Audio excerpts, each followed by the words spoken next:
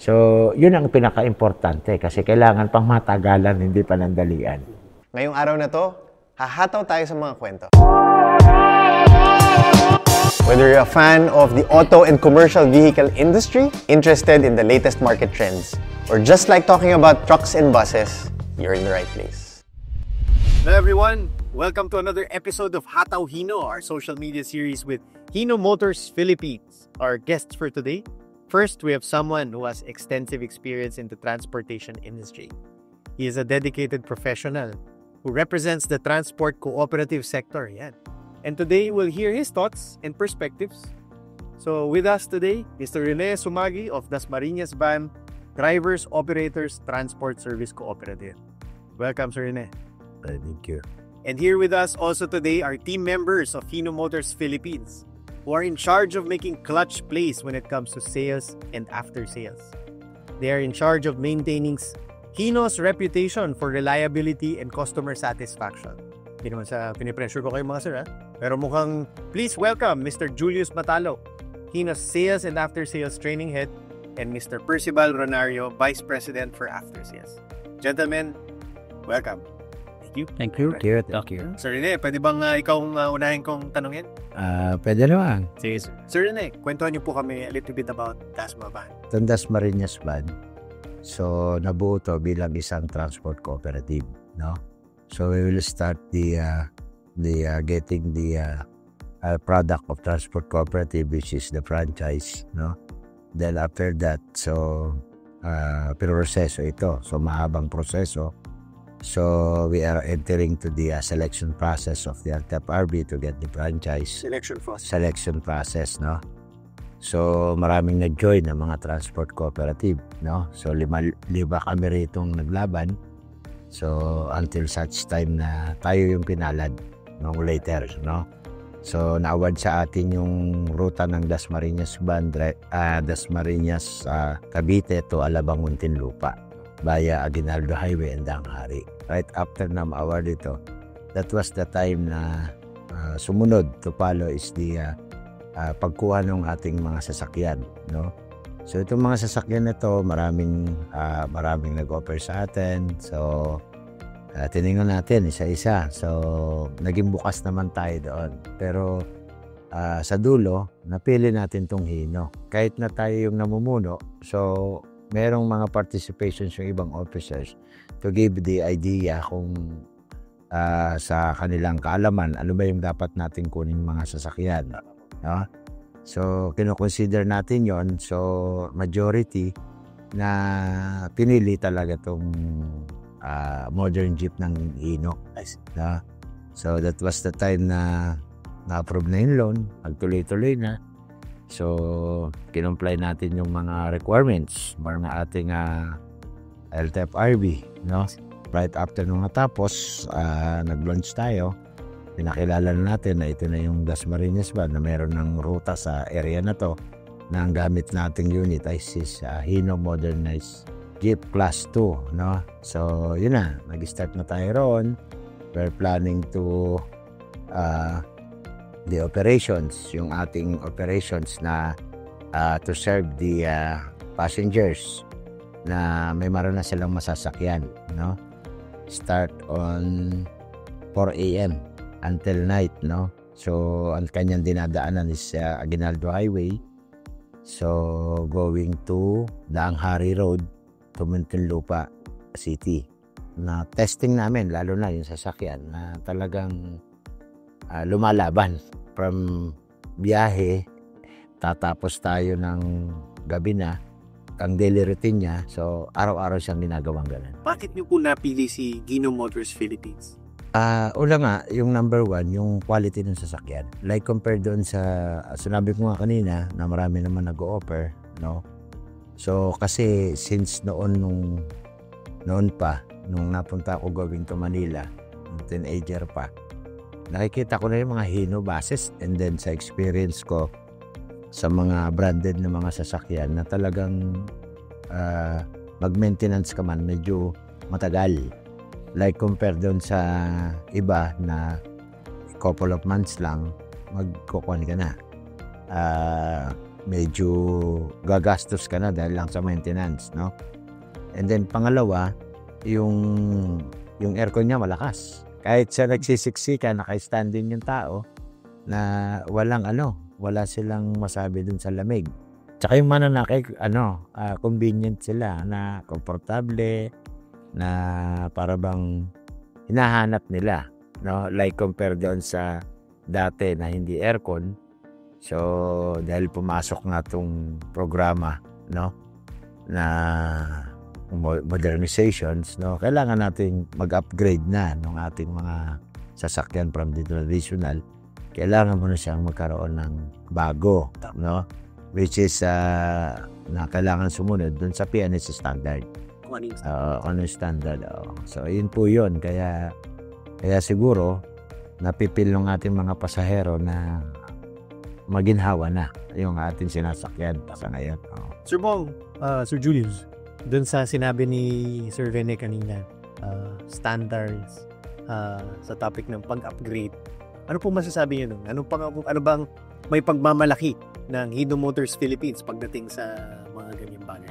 Well, una, of course, yung quality ng Hino, of course, ando na yun because we are part of Toyota family, Toyota group of companies, and alam naman natin yung quality at reputation ng Toyota.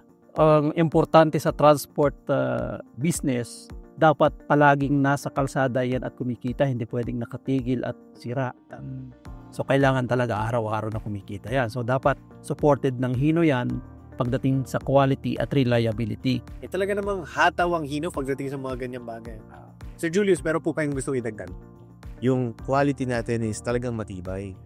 So ang lokohan nga sa market, patay ka na, buhay pa rin yung truck mo or sasakyan mo yung Hino, no? So yan yung natin. So of course, maraming advanced specifications ang nakalatag sa modernization ng programa ng gobyerno natin. And of course, comply naman si Hino doon sa mga bagay. I'm sure. Yeah. Yes.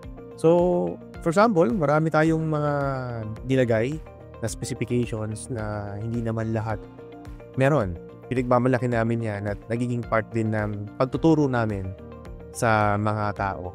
No? Hindi lang sa dealer namin, kundi pati rin sa mga customers namin. Of course, yung proper handling, nandyan, sabi nga ni Sir Bong, kailangan nakikita sa kalsada yung ating unit.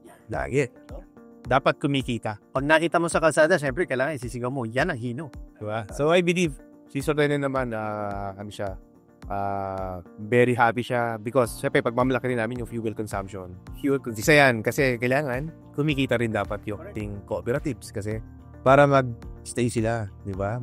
Ma-maintain nila yung business nila sa industry ng transportation. Yes. Paano yan, Sir Julius? Sabi nyo kanina, di ba? Yumaho ka na, pero yung Hino mo buhay pa. Paano naman ang after sales kung ganun? Of course, continuous yan. Continuous. Sa after sales, sabi ko namin, sabi mo kayo na napaka-vital nung position na ginagawa namin. That's our job is, of course, nagde-develop din kami ng mga tao, no? Hindi lang sasakyan. Na syempre dapat may magiging succession dun sa magbibigay ng after sales susunod pa ng mga henerasyon. Totoo, tama po. Yeah. And I'm sure si Sir Rene can echo what we said, sa tibay, sa kalidad, 'di ba? Sa reliability, no? Sa pagka maaasahan na Hino, talaga namang kahit gaano kahaba ang takbo mo sa kalsada, tuloy-tuloy.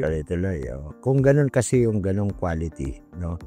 So, parang nakakaroon ka kasi ng peace of mind doon, based doon sa day-to-day operations mo, which is na very minimal kung magkaroon man ng konting pero ang lagi mong nasa isip lagi na wala kang problemahin sa kalsada, no?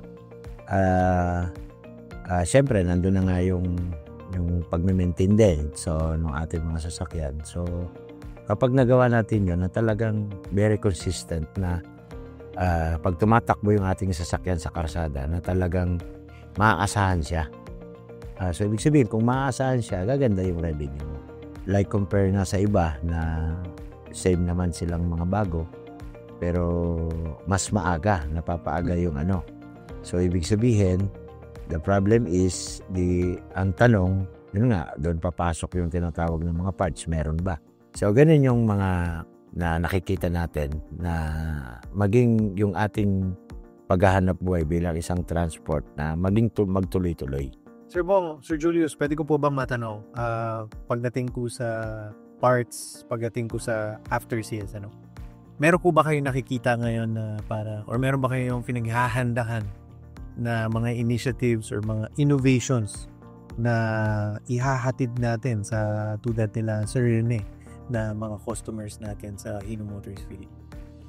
Well, since ang automotive ay continuous development yan, nagsimula yan dati sa non-Euro compliant, naging Euro 2 tayo, Euro 3, ngayon Euro 4. So ang Hino, ang ginagawa namin sa after sales, unang-una, kailangan naming mag-adapt yung skill set namin para masuportahan namin yung customer. Kailangan ahead of time kami kasi dapat ang mag-handle ng repair niyan or dapat yung customer natin alam yun kung paano gawin.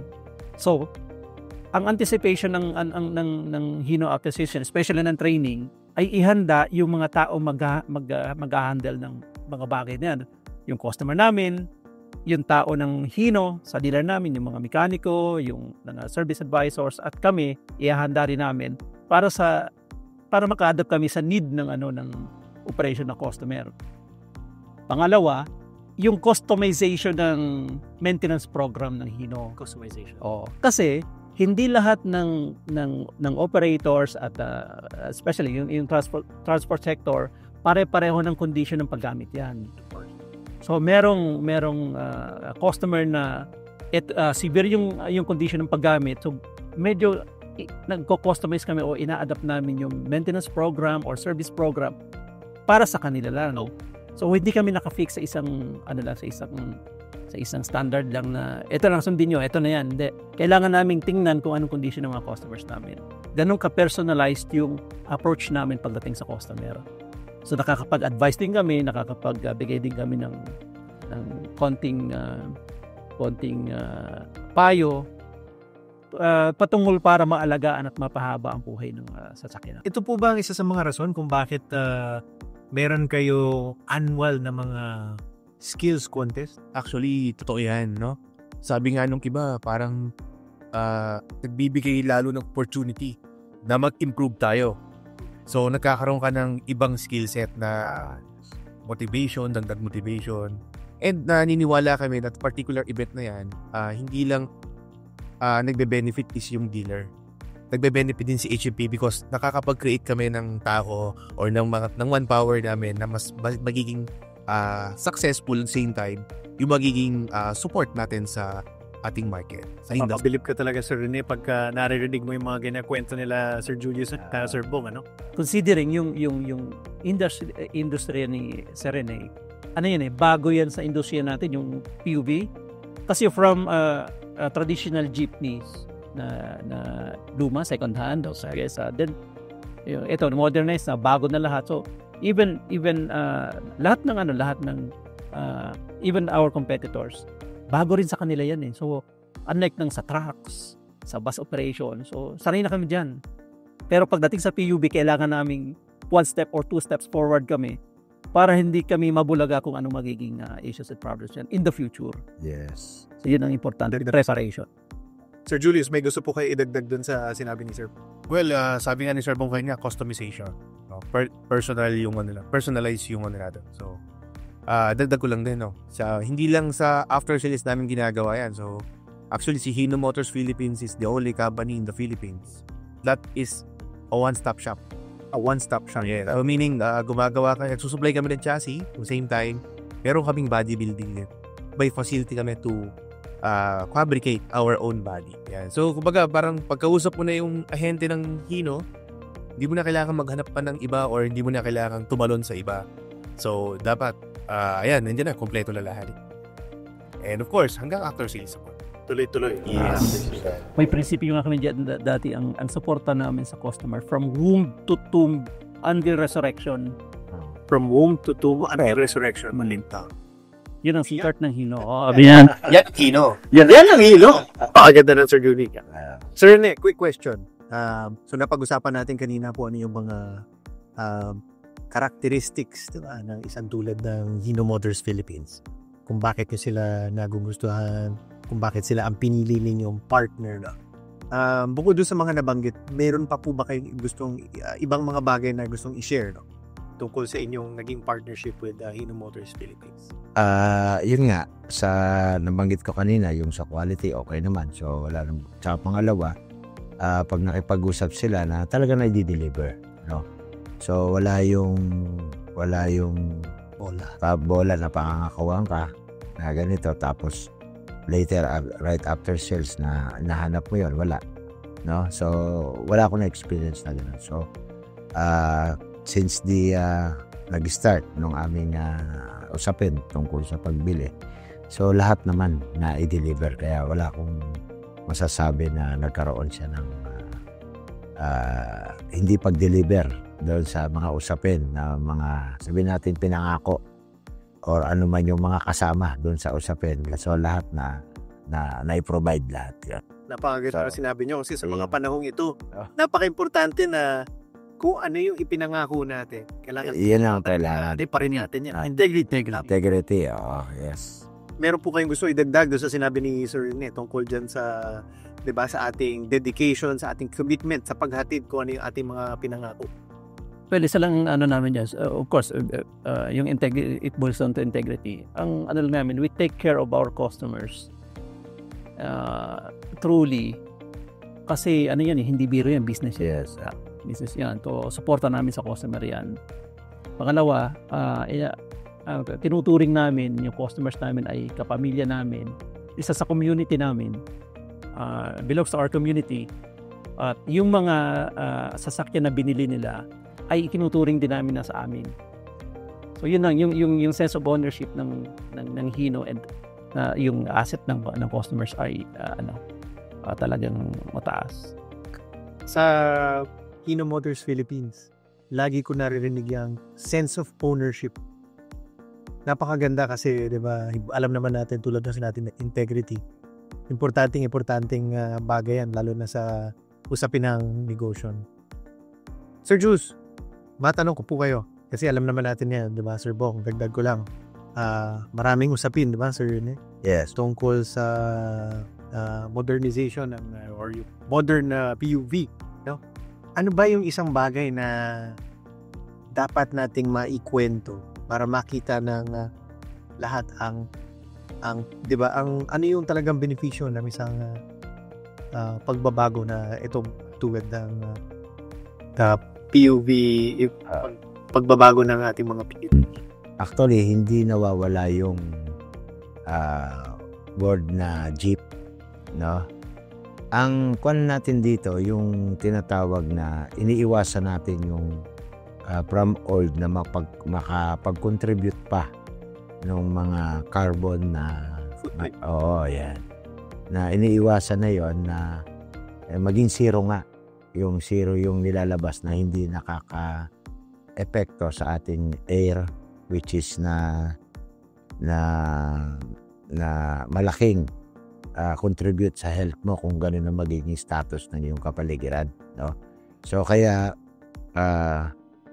ginagawa itong pagpapalit from the old, yung ating modernizations, na which is kailangan merong tinatawag na makapasa sa PNS standard, no, from the OTR. So yun yung nakikitang isang magandang pagbabago roon, na malaki ang maitutulong ng mga makabagong sasakyan, no, lalo na especially nagko-contribute na tong Hino, no, sa pagbabago na talagang mararamdaman ng pasahero na komportable, convenient, no. Na napaka-importante. Napaka-importante 'yan. Oo. Lahat 'yon nakikinabang tayo. From the day-to-day na lumuluwas ka ng Maynila, kung gumagamit ka ng public transport vehicle, no? Which is sasakay ka, so maginhawa. Una, makakatipid ka kaysa magdala ka ng sasakyan, 'di ba? So kung makakatipid ka, malaking bagay sa iyo 'yon. Malaking kabawasan sa gastos mo sa pang-araw-araw na pangangailangan mo. So, ang kuha natin dito, ang pinaka-major kuha natin dito, naisip ng government na solution is to, yun nga, yung sa modernizations na mas mapaganda pa, no? Jeep pa rin naman siya eh, no? So, ang pagpili naman ng sasakyan, it's depend on the transport entity, no? So, medyo yung mga choices naman. Hindi naman pinipili kung ano yung gusto nila, no? Siyempre, ang iniisip natin lagi, yung balik nga tayo kanina na okay ba yung sasakyan? Napipiliin natin, no? Kasi siyempre gagamitin natin sa business eh, di ba? So, yun ang pinaka-importante kasi kailangan pang matagalan, hindi pa nandalian, no? So, kaya napili natin to kasi lahat ano na eh. So, pagdating doon sa maintenance part, etc. So, andyan na yung mga parts. Tawag ka lang kung may problema ka. So, hindi na order kung saan-saan pa, no? Andito lang. Kasi may planta naman dito. Dito kayo, di ba? So, yun. Isa sa mga bagay na yung programa, mas pinapaganda pa yung services sa ating mga pasahero. So, yun po yung ating makikita ng kagandahan ng ating programa. So, sa madaling salita, at the end of the day, lahat tayo makikinabang, di ba? Oo, lahat. Oo, lahat. At saka nakakapagbigay pa tayo ng mga trabaho sa ating tulad ng drivers, conductors, etc., mga mekaniko, mga assistant, etc. So, nakakapagbigay ka, hindi ka lang kumikita, nagko-contribute ka rin, nakakatulong ka rin sa kapwa natin na matulungan sila na magkaroon ng hanap buhay. At the same time, may programa pa rin ng government para doon sa mga drivers na hindi included sa transport entity. So, meron pa rin mga programa doon na binibigay sa kanila. Sir Bob, Sir Julius, gusto yung pong pag-chime in dun sa kinuwento ni Sir Rene. Actually, I agree kung sinabi ni Sir Rene. Nag-increase tayo ng level ng ating emission. So, ito is aligned dun sa Clean Air Act program din ng ating gobyerno. In the long run, papasok rin tayo sa Euro 5. Si Hino naman, we are always choosing the right partner para mai-provide din namin sa customers namin yung mga maayos na suppliers namin dun sa ating PUB. Sabi nga ni Sir Rene, manpower, labor, no? Yung local labor natin, nabibigyan natin ng trabaho yung ating mga kababayan. Kaya kami sa Hino, isa rin sa mga binibigay namin is training, no? Kasi importante yung may alam, no? Yung may kaalaman tayo sa programa. So, kasi marami pa rin sa ating mga kababayan ang hindi naiintindihan yung tunay na programa at layunin ng modernization ng PU. At yan ang isa sa mga ginagawa namin sa Hino, no? Na binibigyan namin ng programa. Ito ay dinadaan namin sa dealership. So, binibigyan namin sila ng training at the same time doon sa mga customers natin, especially sa PUB Transportation. Speaking of customers and after sale, Sir Bong, narinig ko na after sales coverage ng Hino Motors Philippines napakalaki napakalawak ng coverage talaga. Ganun kalaking commitment namin sa customer namin na to assure yung sasakyan ninyo ay nasa good condition at magagamit ninyo at yung value for money ninyo ay talagang masusulit. Yung after sales service, talagang sinusuportahan namin yan kahit nasaan sila. Kahit nasaan sila. So at this point, siguro, palagay ko, ang dami na natin napagkwentuhan. Ang gaganda na nung napagkwentuhan natin. Meron pa po ba kayong gustong idagdag? Unahin ko na si Sir Rene. Dadagdag ko lang na maging lalo na dun sa mga sasakyan, no? Sa sasakyan na maging wise tayo, mapanuri, no? Kung sana makuha natin yung tama, no? Na hindi natin later na magkakaroon ng problema sa hinaharap, mas maagang problema hinaharap. So, our experience here in Hino, so continuous siya, no? So, hindi naman siya nagkakaroon siya ng mga problema na kinakaharap ko. So, yun lang yung pangalawa, yung ating programa, no? Yung programa ng ating gobyerno sa modernizations, ito ay dire-diretso may pagpatuloy upang sa pagbabago ng ating mga sasakyan. Tama. Ayan. Anyway, at the end of the day, para sa ating lahat naman yan, ano? Sir Julius, Sir Bo, meron kayong gusto idagdag? Perhaps, pag-usapan na natin kanina yung tungkol sa after sales. Nabanggit nyo kanina yung tungkol sa safety. Safety ng ating mga pasahero. Meron po ba kayong gusto idagdag tungkol doon? Well, pagdating sa safety kasi, maraming devices or accessories tayo nakakabit sa modern jeepney natin. Of course, we have the dashcam. Of course, we have the is phone device kinabit namin dyan is CCTV camera. So, meron tayong 2 pirasong CCTV dyan.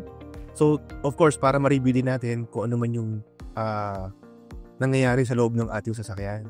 No? So, sometimes may mga, alam mo naman sa bansa natin, may mga tumatawag pa rin ng kasamaan, no? Ng hold up or nagnakaw. Ay paano, or may naiwan na gamit, so we can check kung paano siya may babalik. Sa pamamagitan nitong CCTV nito. Alam mo naman sa CCTV, no?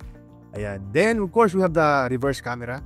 Nagbibigay din ng tulong, convenience din sa ating driver, na kapag siya ay umaatras, alam niya kung ano, may makakatama ba siya sa likod or may mga hazard ba na kailangan iwasan. Galing.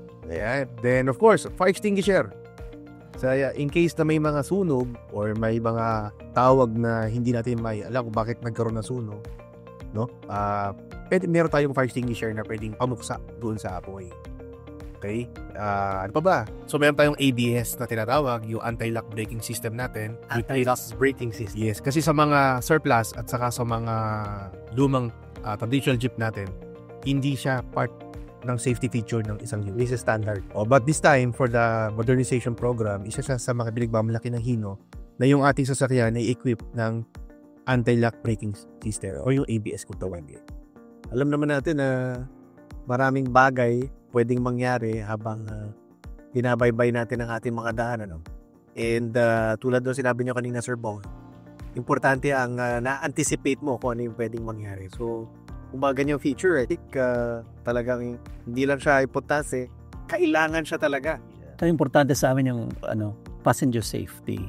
In addition doon sa nabanggit ni Julius, yung PUV or yung any vehicle na made by Hino or naka-power steering, yung comfort ng driver nandiyan na kasi hindi na siya mapapagod, so palagi siyang gising sa so naka-power steering, malakas ang preno, so naka-ABS, so talaga ang pinaka ngayon yung passenger safety. Yeah.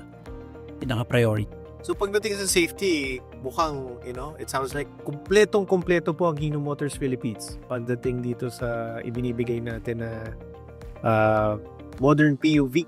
And also fuel consumption. Siyempre, kung tipid yung ating fuel consumption, siyempre happy yung ating customer. Yes. Kasi siyempre yung profit niya, yung ginagastos nga sa crudo, is mababawasan compared sa tradition. Kung sa iyo rin mababalik, diba? Magagamit pa sa ibang bagay, magandang yun. Yung consider yun sa... At isa pang, sir, dagdago, no? Yung driver dito, secured. Nabibigyan natin ng tamang pahinga at nabibigyan natin ng tamang oras yung driver natin para gamitin yung kanyang jeep. Kasi, minsan may mga drivers talaga na sabi nila, I will work hard to earn money for my family. But for this time, naka-payroll na siya, di ba? Payroll. Na yung mga drivers natin. So, part na siya may mga benefits na rin. Safe benefits. Mga sir, napag-usapan natin kanina, nabanggit lang, pero hindi natin napag-usapan extensively yung tungkol sa comfort and ginhawa ng mga tao kapag sumasakay sila sa ganito klaseng sasakyan. Pwede niyo po bang dagdagan yung ating description tsaka yung mga detalye na napag-usapan kanina pagdating sa comfort? Well, bata pa ako, sumasakay na ako sa traditional jeepney. Unang-una, walang air conditioning unit ang Tapos pagsakay mo pa lang, nakayuko ka bago ka makarating sa dulo. Tapos sasakay ka sa likod. Kumbaga, ngayon kasi yung comfort ng pasahero, pagpasok mo pa lang may amir na ba ginagawa. Kumbaga, napakahinhawa ngayon eh. Kasi ang PNS na sinusunod ngayon ng modern jeepney, base sa comfort ng pasahero, doon din design nung in-establish ang PNS. Doon nakabase yung design na dapat nakakatayo ng maayos kung may standing passenger. So sa PUV modernization natin, sa mga bagong jeeps natin, kasi nga naka-aircon na siya. So regardless kung ikaw ay nasa ulanan o nasa arawan, yung convenience, yung comfort ng ating pasahero. Saka yung entry ng pasahero, dyan sa gilid na. Hindi delikado. Talagang napag-isipan na ng Hino Motors Philippines, ano? Yung Including collaboration kasi nung araw nung binubuo yung standards. Yung industry kasama yung Hino plus the government. Pinag-isipan co-authoring. Isa ang Hino sa, I believe, nag-co-author ng PNS. palagay ko kumpleto na ang ating kwentuhan ngayong araw na to dito sa ating Hataw Hino episode, no? So, Sir Bong, Sir Julius, Sir Rene, maraming salamat po sa lahat ng inyong kinontribute, no? Na inyong views at inyong thoughts, no? Tungkol sa inyong sektor. At salamat Sir Julius, Sir Bo, sa pag-share, no? Sa ano ang pupuntahan ng Hino Motors Philippines sa pagdating sa pagtulong sa mga katulad ni Sir Rene, no? And at the same time, kung ano rin yung ating current situation, no? Kung ano yung meron na dun sa ating mga sasakyan katulad ng modern jeeps. Yeah. Sir Julius, Sir Bo, Sir Rene, maraming salamat. Salamat din po. Thank you. Everyone, maraming salamat. Thank you. Next time. Thank you. Yeah. Thank you. Whether you're a fan of the auto and commercial vehicle industry, interested in the latest market trends, or just like talking about trucks and buses, you're in the right place.